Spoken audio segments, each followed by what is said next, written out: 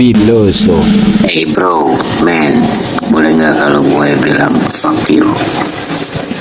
Kalau lu membiarkan gadis yang lu cintai menangis, biarkan istri lu menangis. Kalau lu biarkan ibu lu menangis, pahami tangisan mereka. Itu hal terburuk. Bukan diam saja saat itu terjadi.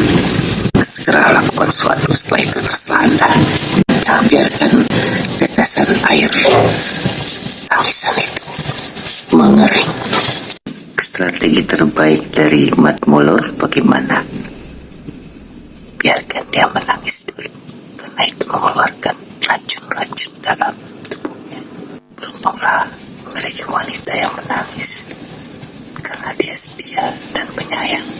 Karena dia rasa cukup, dekatilah dan tenangkanlah. Selanjutnya tinggalkan.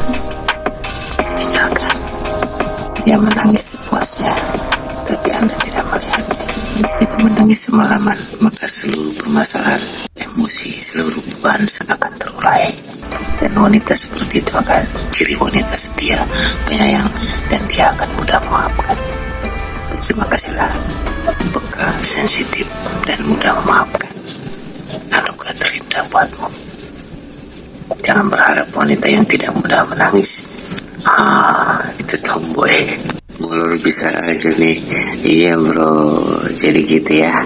Yang penting pandai membuat situasi segala sesuatu yang indah. Itu boleh? Boleh, lumrah, wajar. Sekali-sekali boleh.